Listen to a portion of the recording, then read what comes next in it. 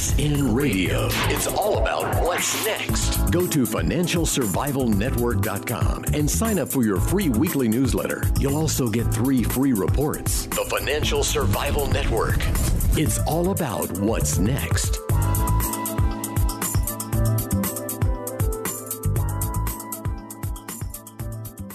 And you are listening to the Financial Survival Network. It's Kerry Lutz. It's What the Heck is Going On Wednesdays with Andrew Hoffman. And there's so much going on that, well, we're even having a hard time keeping track of it. But Andy, gold, is it now? Is today the day? It sure is beginning to look like this is it, isn't it?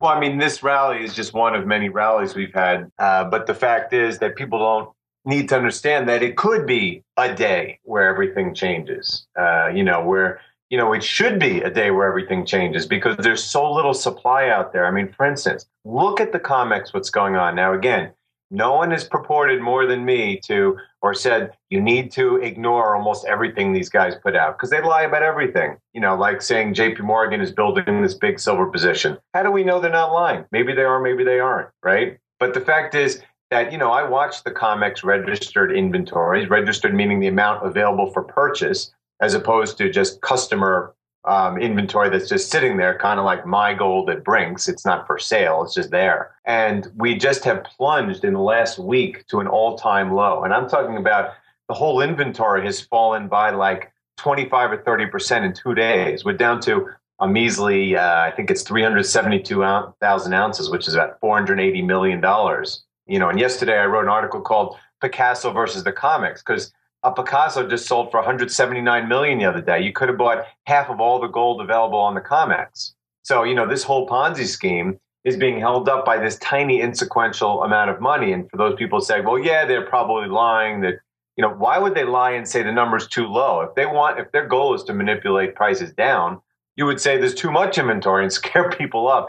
So there's some grain of truth to the fact that this whole Ponzi scheme is down to a tiny little nub. And of course, forgetting the supply situation, there could be 10 times more supply. When people get scared around the world, they're going to buy up every ounce that there is, which is exactly what happened in 2008 when the world ran out of silver for months and the premiums went to 100%. And to a lesser extent, you couldn't find gold anywhere. And that's going to happen no matter how much inventory is out there. And there's probably a lot less saleable inventory than people believe. But the big issue of the day, I mean, we were kidding that last week, we saw interest rates start to rise, and I was having trouble pronouncing tectonic, meaning these are massive shifts in the financial landscape. And now we've had 2 days in the last four where global interest rates have absolutely surged, not because of any discernible event, not because of a catalyst. In fact, the economic data has never been worse. God, look at today's retail sales number. So we're seeing these gigantic jumps in interest rates, and then the PPT comes in, pushes them down. And now, as we talk again for the third time, interest rates are surging. This will absolutely destroy the world, whether it's due to derivatives, economic implosion, you name it. And then you look at the ramifications of these morons, as I call them, the oil PPT, trying to push oil prices up, which is only going to make things worse. Anytime you have a rise in oil prices, it kills whatever economic momentum there is. And this is at the same time as rates are rising, in a time where the market is falling apart.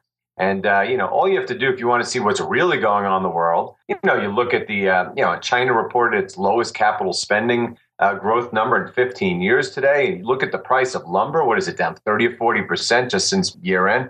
Things are falling apart rapidly. So is today? I don't know, but that day is pretty darn close. It's not years anymore. It's not even probably months anymore. And Greece won't even make it until next month before it defaults. And that's a whole nother story. Yeah. Yeah. Greece is a basket case. They have been, and the news out of there just keeps getting worse and worse. And yet nobody seems to care less about it. But they do, because, look, we can speculate all we want. There's a reason why interest rates are going up. Okay. Now, we know from the recent TIC reports, those Treasury International Capital reports, that China has been aggressively selling treasuries. Are they lying? Are they actually aggressively selling? Are they increasing it? Are they selling so much that they can overwhelm our QE efforts here, or our Fed's efforts to keep rates down? Because trust me, QE never ended. Is it something else? Are people, are big money fearful of what will happen when Greece defaults? I mean, we're talking about surging interest rates in Japan, in the United States, in Germany, everywhere. Someone is scared of something, because we know very well, since 25 central banks have lowered interest rates this year alone, since the beginning of this year. We got NERP, we got QE everywhere. We got horrible economies. We know central banks are in full printing mode, and that Janet Yellen will follow overtly what she's doing now covertly. So who is selling all these bonds? I mean, something is very, very ugly on the horizon, because there's nothing more important. Forget stocks. There's nothing more important to the powers that be than keeping rates in a global addiction to extremely low rates low, and rates are now going up in their face. Yeah, something indeed is very ugly on the horizon, and you would think the one thing they could do is control interest rates, certainly in the short term, and yet they're not doing it. So if they're not doing it, the question you have to ask is, why aren't they doing it? Yeah, meaning who's challenged them? Because again, I've said all along, when it comes to paper markets, you can pretty much do whatever you want. We can have a nuclear bomb can destroy, or bombs could destroy London and New York and Paris and Tokyo today. They could still make the stock market go up if they just print enough money and buy every stock there is. I mean, that's basically their game plan. I mean, my God, look, the Swiss are now doing it. The Swiss bought $10 billion of U.S. stocks in the first quarter, just U.S. stock. I mean, that is the game plan. It's been the game plan with QE all along, just to buy everything, to the point where there's no more bonds left to buy, which is another problem, because A, there's nothing left for them to buy, and which means they can only go down, and B, there's a whole collateral problem. There's no more collateral if they buy everything. But the point is, in physical markets, they can't do that. I mean, I've said, again, with paper markets, they're just as easy. They could just as easily hyperinflate, like what's going on in Venezuela right now, as they will to crash. You're going to lose your money in real terms either way. But when it comes to physical markets, this oil PPT has been pushing prices up. I don't care if people want to say, well, it's because people are fearing inflation. No, if they were fearing inflation, then the price of rice wouldn't be plunging to multi-year lows, or the price of lumber, or pretty much anything. They can push the prices up of paper oil, but they're going to inevitably cause a huge dislocation with the horrible fundamentals, just like they've been pushing the paper price of gold and silver down. Meanwhile, we've reached peak gold. I mean, these miners are on the verge of collapse, and it wouldn't matter if prices went up, hundreds of dollars right now. They just don't have the projects to develop anymore, certainly not at costs anywhere near these costs. So there's going to be major dislocations. And yes, it could be the day where you wake up and gold's up $100, and then by the end of the day, it's up $300, and you call up Miles Franklin, and Miles Franklin, what do you know, is told by its distributors, you know what, you're not going to be able to get any. First of all, the premiums will surge, the delivery times will surge, and then you'll be in this horrible boat like in 2008, worrying if this is indeed the time where the system cannot be rescued and you haven't protected yourself. It's that simple. I'm not looking forward to that day as much as I've been looking forward to the day in some respects. But when the day does come, it's going to be a new world, really will be a global reset. People have been making fun of us. There's YouTube's up on the internet, and I hate to say we're going to have the last laugh, because it's not going to be a laugh. It's going to be an I told you so, but there really isn't going to be any satisfaction from it on either of our parts. We saw this. This was exactly the case in 2008, and to a lesser extent, 2011. Different situation. 2011, you had the explosion again, dollar price gold, not gold and other currencies. There's plenty of gold and other currencies near record highs, or at them right now. But when dollar price gold hit a record, we got a little more, backing from people and pat on the back, because it was in dollars, first of all. And second of all, even though things were bad, the world hadn't collapsed. So they weren't feeling jealous and angry. 2008, the world was collapsing and people were scared and terrified. And when gold surged, and was the best performer both at the end of 2008 and certainly in 2009, when it had recouped all its gains as the Dow was hitting an all-time low, were people saying you were right and, good job. And And I bet a listener, they were all like deer in headlights, just hoping and praying that their worlds would revive. And that'll be the case now. We're going to be Cassandras, but we're going to be Cassandras that survive, because that's all I'm worried about. I'm not worried about being rich, although in relative terms, if you own gold and silver, you will be rich. It'll be a very difficult world, and spending it won't be the same satisfaction as it will in the past. But, we're in it to survive this cataclysmic situation, as you call it, reset. And I don't mean reset by, a bunch of people in a room in Brussels or New York say, this is what we're going to do. I mean, you're going to have some really, really ugly changes socially, politically, and economically. And, at the other end of that chasm, when the dust settles, the people that have protected themselves will have lived to fight another day. And the people that haven't will be among the unwashed masses, the 99% that are just hoping and praying that someone keeps them alive. Oh, it's so true. And it's so sad that all of this is gonna happen, and there's really no way out of it. There just isn't. It's like I was reading this morning. I didn't actually read the article. I saw the headline. The Guardian is one of the the big newspapers in I think it's the UK, saying the banks, the European banks, are just as likely to go bust now as they were in 2008. And I'm going, no, they're far worse than that. That's why they have NERP, and that's why they have QE. Because and look at the real estate markets in Europe. I mean, Spain is sitting near its all-time low, as is Portugal and Italy. I mean, things are much, much worse now. And now you have the Greece thing. And by the way, I mean, I know no one's talking about it, but we did have a pretty big election in the UK this week. Right. Where, David Cameron's Conservative Party had a pretty shocking win where they have the majority. In Greece, they were worried if Syriza would get the majority. Well, the Conservatives got the party. The Conservatives want out. Mm-hmm. Okay. Now, I have long railed, England or the UK is a long dead, financial power, but it's still around, and it is, part of Europe. And they were smart enough. One of the few smart things that they did was to avoid the euro currency, just like the Swiss did. But they did join the Eurozone. And now the movement is to get out of the Eurozone. The Conservatives want to have a referendum as early as next year about getting out of the zone. This is isolationism at its best. And if they do that, let alone with Greece being forced out at the same time for different reasons, we're talking about a Europe on the verge of economic and political collapse, because obviously England is a big part of global of European trade. And if they decide to opt out of the Eurozone and reduce their amount of trade with Europe in general, it's going to have cataclysmic impact on a continent that's already on death's door. Yeah, I can't even imagine the implications for those southern European countries, the so-called pigs, but others as well, because look, even Germany, who is held up as being the solid country in the European Union, really isn't solid. All their municipalities are ready to go bust. They're all insolvent, and every European country has got the same retirement dilemma as the United States. All of their pension plans are insolvent. All of their so-called government workers, which I always laugh at because that's a contradiction in terms. Government employment is just another welfare plan. All of them are living on borrowed time. So yeah, Germany has better finances than the rest, but the fact is they have terrible finances, and they are the biggest creditor of the rest of Europe. I mean, they're by far the biggest creditor of France, which is dying, and France is by far the biggest creditor of the pigs.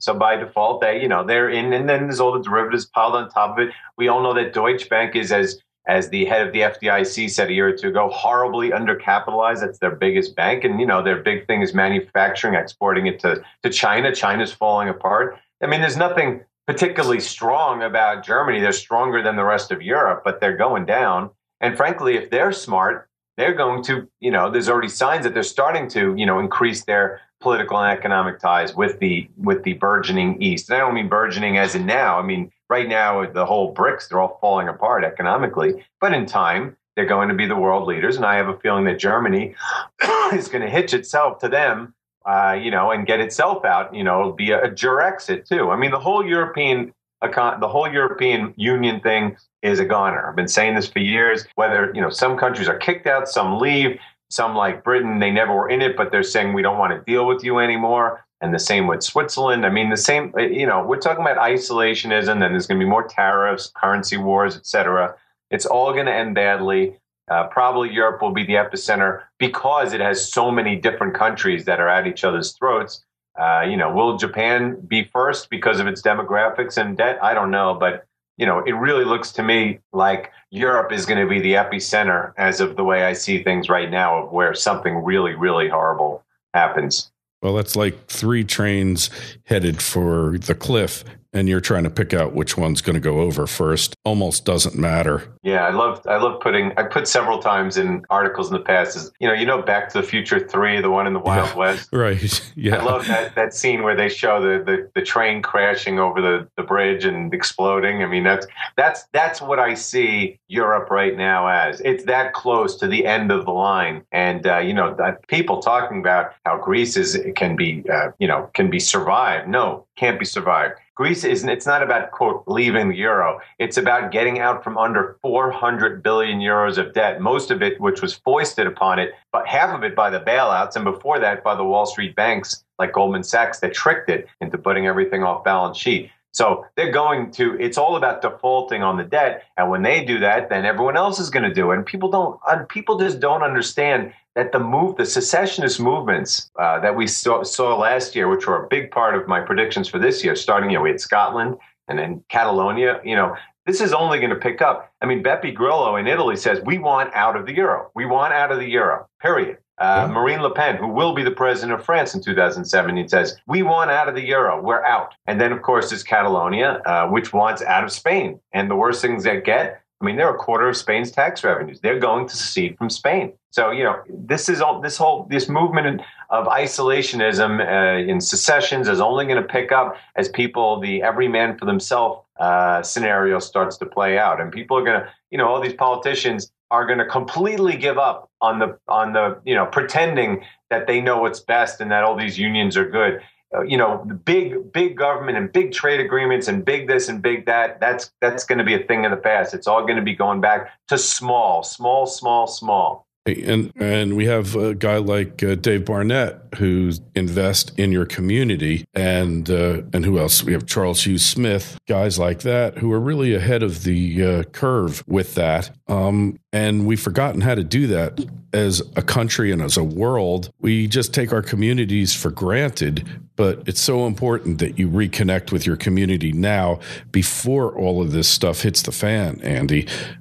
You've been trying to do that? Well, look, you try to make friends in every way possible. Friends in the financial world, friends in your community, friends everywhere. You're going to need all the friends you can get. In fact, that's always been Chris Swain's big thing. From a social standpoint, protecting yourself means building a wall around yourself of people you can trust. And we're talking about not just from the way people live life, but from a survival instinct during bad times. And certainly it's nice that you and I have this great community of people that can help each other. But we all live in different places. You have to be where you live. You have to put up a wall around yourself and make sure that all the poisonous forces that are out there, as few of them get to you as possible.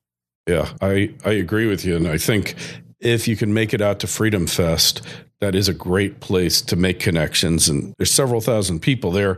You're sure to find some people who live close by in your community, great people there. But libertarians, it's a lot like herding cats. Everybody's an individual. It's hard to connect with individuals, but you're going to need them more than ever in what's to follow. It's not going to be pretty. I wanted to go see that last, just recently released or about to be released, Mad Max, the next installment. Mel Gibson's not in it, but it's instructive. We could go Mad Max, hoping not. I think many forces in the government would like it to go Mad Max because they want totalitarianism. There are forces that want it. You and I don't want it, but so many out there want it. But hey, the best thing is just to be prepared. And look, Miles Franklin sells gold and silver. That's their business. We've been talking a long time about it. We've all got our own little supply of it. But if you haven't done it, we've said it time and time again till we're blue in the face.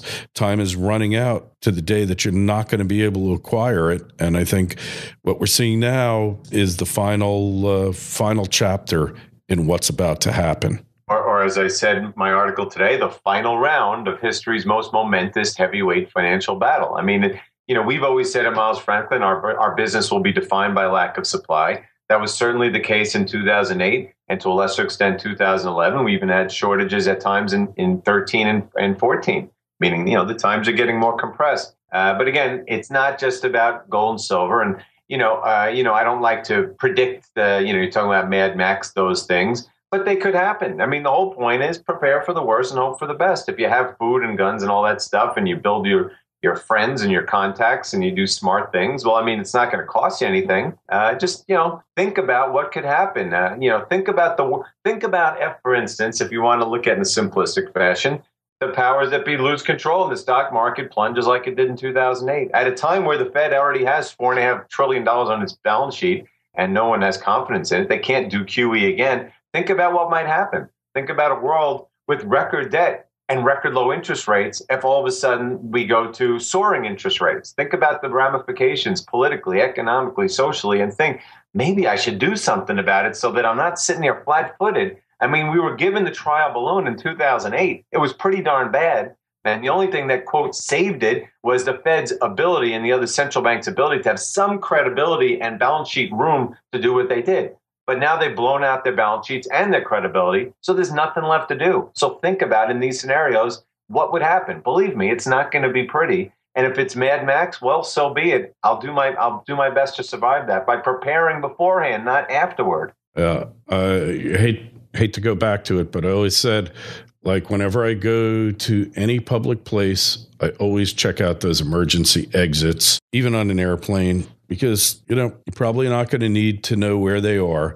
But if you do, and you've got a vague plan on how you're going to get out of there, if something occurs, you're going to be a lot better off than the people who never considered it.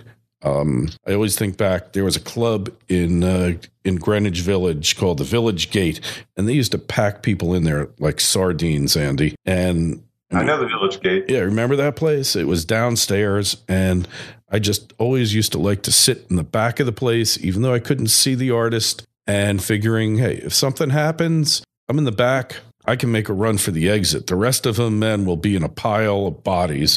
And that's happened so many times throughout New York City and around the globe, where fire breaks out in a disco or a club and everybody's left in a pile. But the people who have thought about it, made their plan close to the exit. Hotel fire, another thing. Whenever I check into a hotel, I always look at that dumb little diagram on the door, figure out where the emergency exits are. Well, you know what? This is your emergency exit from the global financial system. You better start looking at that chart and figuring out when there's a major fire in the international financial economic system, how you're going to get out of it. Because if you don't, you'll be in that pile of bodies by the exit, and other people will just calmly find their way out. And, well, enough of that. Anyway, milesfranklin.com. Go there, check it out. Check out Andy's column. As you know, that Bill Halter is leaving Miles Franklin. Tell us about that, Andy. Yeah, he's going to go work with Jim Sinclair in some kind of venture where he will be writing. I just don't know under what the method will be. But, good luck to him. Yeah. And if you have any questions, please call us 800-822-8080. Yeah, we'll make sure that we get Bill on, and we'll keep up our interviews with him because he's a great interview, good friend. Consider him one of the community. And financialsurvivalnetwork.com. Go there. You can always find Andy through there. And make sure you sign up on both of our mailing lists. Get Andy's daily missive and his audio blog. And hey, we'll keep doing this until we can't do it anymore. That's all we can do. Andy, till next week, until whatever happens, wherever we're going and wherever we wind up Wednesday. Yes, and go Rangers tonight. Hey, go Rangers. Okay. FSN Radio. It's all about what's next. Go to financialsurvivalnetwork.com and sign up for your free weekly newsletter. You'll also get 3 free reports. The Financial Survival Network. It's all about what's next.